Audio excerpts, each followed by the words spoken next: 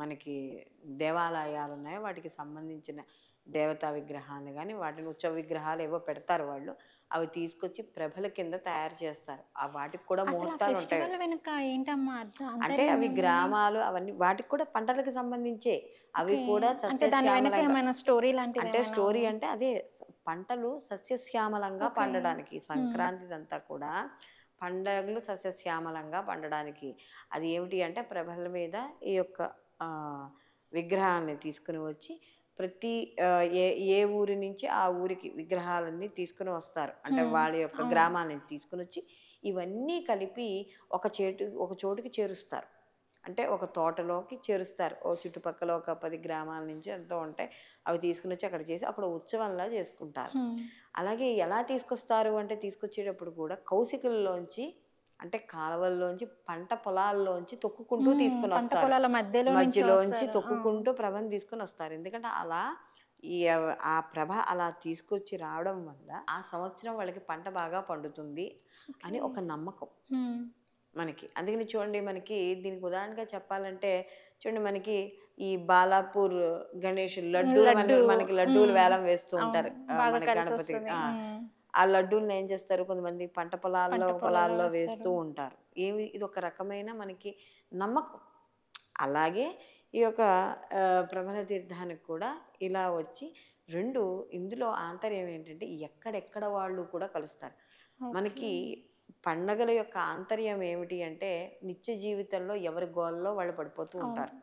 అవునా? అవును. కనీసం మామూలు పండగలకు కూడా ఎవరు కలవరు. కలవరు. కానీ ఈ సంక్రాంతి పెద్ద పండగ 3 రోజులు కంటిన్యూగా ఉండే పండగ. ప్లస్ మనకి ఇది ఎక్కువగా పల్లెటూరుల్లో చేసుకునేది. అంటే అవును. తన సొంత ఊళ్ళు ఏవైతే ఉన్నాయో ఆ సొంత ఊళ్ళని వదిలి దూరంగా ఎవరైతే నివసిస్తున్నారో వాళ్ళందరినీ కూడా ఎక్కడెక్కడ వాళ్ళని కూడా కలిపే పండగ ఇది. ఆ సంక్రాంతి. సంక్రాంతి. హ్మ్. అందుకనే చూడండి అన్ని గ్రామాల యొక్క ప్రభలు వచ్చి అక్కడ నిలబడతాయి. అంటే ఎప్పుడైనా 10 గ్రామాల వాళ్ళు కలిపి ఓ చోట చేరతారా మామూలుగాను? 10 ఇళ్ళ వాళ్ళే చేరం. చేరలేరసలు.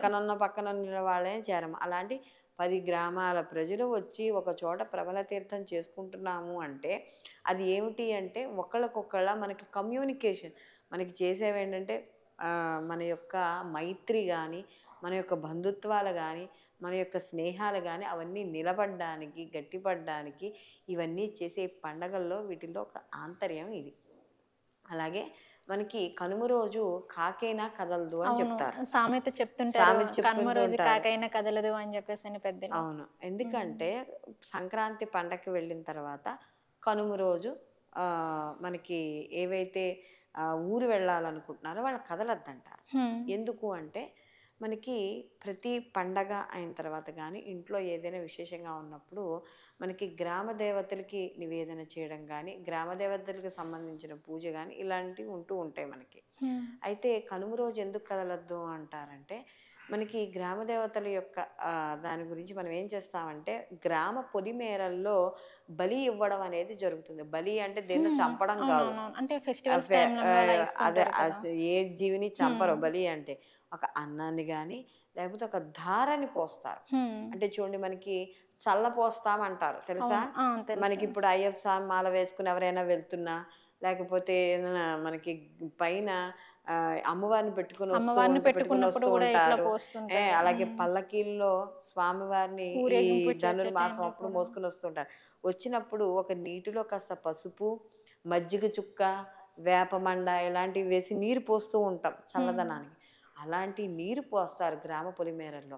అలా పోయడం వల్ల ఏమవుతుంది అంటే, మనకి అవతల వైపు ఏదైనా మనకి దుష్ట శక్తులు కావచ్చు, లేకపోతే రాకూడనివేవైనా ఈ గాలి, ధూళి ఇలాంటివేవి లోపలికి రాకుండా ఉండడానికి గ్రామ దేవత కాపలా కాస్తూ ఉంటుంది మనకి. అందుకనే ప్రతిరోజు కూడా చూడండి రాత్రి ఆ గ్రామ దేవతకి అందుకనే చద్ది నైవేద్యాలు పెట్టడం, గ్రామ దేవతకి చల్లగా ఉండడానికి మన ఇంట్లో ఏ శుభ కార్యక్రమం అయినా కూడా పసుపు, కుంకుమ, చీర, జాకెట్టు ఇక్కడ అంటే ఈ తెలంగాణ వైపు అయితే మనకి పెసరపప్పు, బెల్లం హ్మ్. దాన్నే బంగారం అని అంటారు అవును. ఇక్కడ వాళ్ళందరూ కూడా. బంగారం అంటారు. ఆ!